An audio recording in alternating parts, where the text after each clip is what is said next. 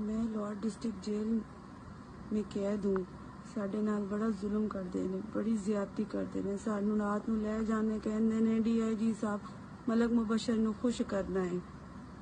ਮੇਰੇ ਨਾਲ ਹੋਰ ਵੀ ਬੜੀ ਕੁੜੀਆਂ ਨੇ ਜਿਨ੍ਹਾਂ ਦੇ ਨਾਲ ਜ਼ਿਆਦਤੀ ਹੁੰਦੀ ਹੈ, ਜਿਨ੍ਹਾਂ ਨੂੰ ਜੇਲ੍ਹ 'ਚ ਅਦਲਾ ਬਦਲੀ ਕੇ ਲਈ ਲੈ ਜਾਂਦੇ ਨੇ।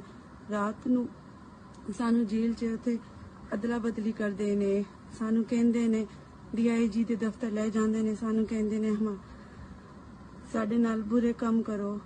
ਉੱਥੇ ਸਾਡੇ ਨਾਲ ਜ਼ਿਆਦਤੀ ਕਰਦੇ ਨੇ।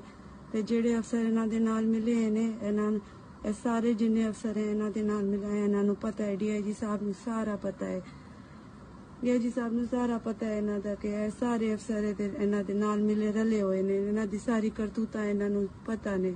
ਇਹ ਸਾਡੇ ਨਾਲ ਬੜਾ ਜ਼ੁਲਮ ਜ਼ਿਆਦਤੀ ਕਰਦੇ ਨੇ। ਤੇ ਜਿਹੜੀ ਕਿਹੜੀ ਔਰਤ ਨੂੰ ਬੱਚਾ ਹੋਣ ਵਾਲਾ ਹੋ ਜਾਂਦਾ ਹੈ ਤੇ ਉਹਦਾ ਬੱਚਾ ਵੀ ਜ਼ਾਇਆ ਕਰਾ ਦਿੰਦੇ ਨੇ ਤੇ ਬਾਹਰ ਉਹਨੂੰ ਕਹਿੰਦੇ ਨੇ ਕਿ ਜੀ ਉਹਨੇ ਖੁਦਕੁਸ਼ੀ ਕੀਤੀ ਹੈ।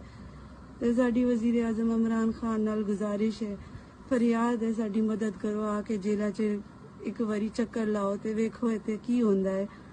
ਸਾਡੇ ਨਾਲ ਬੜਾ ਜ਼ੁਲਮ ਹੁੰਦਾ ਹੈ। ਸਾਡੀ ਇਮਰਾਨ ਖਾਨ ਨਾਲ ਗੁਜ਼ਾਰਿਸ਼ ਹੈ, ਸਾਡੀ ਮਦਦ ਕਰੋ, ਸਾਡੀ ਮਦਦ ਕਰੋ ਇੱਥੇ।